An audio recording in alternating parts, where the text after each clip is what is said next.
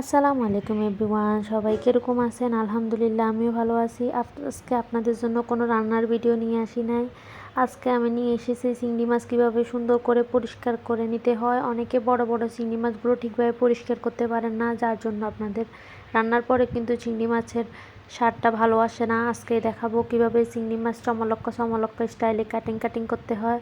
তো চলুন শুরু করা যাক। এর জন্য আমি অনেকগুলো চিংড়ি নিয়ে নিয়েছি। তো দেখতে পাচ্ছেন এগুলো কিন্তু সাইজে অনেক বড়। তো আমি আপনাদের ভিডিওর মাধ্যমে দেখিয়ে দিচ্ছি, আপনারা ভিডিও দেখে বুঝে নেন কীভাবে চিংড়ি মাছগুলো পরিষ্কার করতে হবে। তো প্রথমে আমি একটি চিংড়ি নিয়ে নিয়েছি, এরপর মাথার খোসাটা ছাড়িয়ে দিয়েছি। অনেকে কিন্তু চিংড়ির খোসাটা ফেলেন না, আমি ফেলে দিই, আপনারা চাইলে নাও ফেলতে পারেন। এরপর উপরের দিকে একটি ময়লার ছোট একটা থলি আছে, আপনারা দেখতে পারবেন। আমি ছুরি দিয়ে টেনে উঠিয়ে নিচ্ছি। আপনারা কিন্তু হাত দিয়ে চাইলে টেনে উঠিয়ে নিতে পারেন, তবে ছুরি দিয়ে সহজ হয়, আমি ছুরি দিয়ে করে নিয়েছি। তো দেখতে পাচ্ছেন আমার চিংড়ি মাছ কিন্তু পরিষ্কার হয়ে গেছে। আর আপনারা যদি চান এই যে পাগুলো কিন্তু আপনারা ফেলে দিতে পারেন।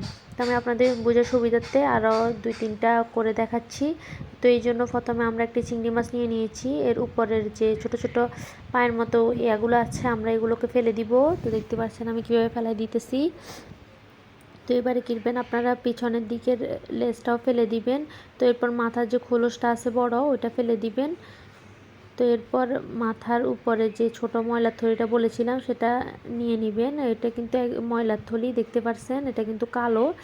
এটা রান্নার পর খেতে কিন্তু ভাল লাগে না, এটা দেখতেও কীরকম জানি। তো আমি আপনাদেরকে আরেকটা দেখিয়ে দিচ্ছি, আপনারা কিন্তু ভিডিও দেখে বুঝতে পারছেন নিশ্চয়ই আমি কিভাবে করছি। আর আপনারা যদি আমার পেজের নতুন সদস্য বা চ্যানেলের নতুন সদস্য হয়ে থাকেন, তাহলে আমার চ্যানেলটি সাবস্ক্রাইব করে আমার ফেসবুক পেজটি প্লিজ ফলো দিয়ে দিবেন। আর আপনাদের কার কার চিংড়ি মাছ পছন্দ আপনারা কমেন্ট বক্সে জানাবেন। তো দেখতে পাচ্ছেন আমি কিভাবে করছি, আমি কিন্তু একে একে সবগুলো করে নিয়েছি। আর এটা কিন্তু ময়লার থলিটা আমি হাত দিয়ে নিয়ে নিয়েছি। আর এই বড় বড় যে দাঁতের মতো এগুলো আছে, এগুলোকে কি বলে আমি নিশ্চয়ই জানি না, আপনারা যদি জানেন কমেন্ট করে থাকবেন।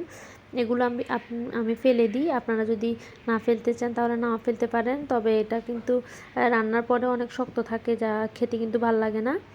তো আমার হয়ে গেছে। তো আমি ছোট একটা দেখিয়ে দিচ্ছি, ছোট না, এটা প্রায় মাঝারি সাইজের চিংড়ি মাছ। ছুরি দিয়ে মাথার অংশটা কেটে ফেলে দিয়ে আমি কালো ময়লার থলিটা বের করে ফেললাম। তো এরপর আমি ছুরি দিয়ে পিছনের যে লেজের অংশটা আছে সেটাও কেটে ফেললাম। তো আমি কিভাবে করছি নিশ্চয়ই আপনারা দেখে বুঝতে পারছেন। চিংড়ি মাছ কাটতে যতটা কঠিন লাগে, খেতে কিন্তু ততটাই মজা লাগে। তো আমার কাছে চিংড়ি মাছ এনে দিলে আমি সর্বপ্রথম ওগুলো ভালো করে পরিষ্কার করে নিই, কারণ চিংড়ি মাছ একটু কষ্ট করে পরিষ্কার করে হলেও রান্নার পর কিন্তু মজা লাগে। অনেকে বলে চিংড়ি মাছ পরিষ্কার করতে অনেক কঠিন, আজকের ভিডিওটা দেখে হয়তো আপনাদের কাছে সহজ লাগতে পারে। আর এগুলো হচ্ছে চিংড়ি মাছের পায়া, অনেকে খায় অনেকে খায় না, আপনারা কি খান? খেলে কমেন্ট করে জানাবেন। এগুলো কিন্তু রান্নার পর খেতে ভালোই লাগে, যদিও আমি খাই না, আমার হাজব্যান্ড খায়, ওর জন্যই নেয়া। তো দেখতে পাচ্ছেন এরপর আমি সবগুলো নিয়ে একটি বোলের মধ্যে পানি নিয়েছি। এরপর 2-3 বার ভালো করে ঝাঁকিয়ে পরিষ্কার করে দিয়ে নিচ্ছি, কারণ চিংড়ি মাছের মধ্যেও কিন্তু অনেক বালু থাকে। তো ওই জন্য ভালো করে ঝাঁকিয়ে পরিষ্কার করে নেবেন। তো দেখতে পাচ্ছেন আমি ভিডিওতে দেখিয়ে দিচ্ছি, আমি কিন্তু কয়েকবার করেছি।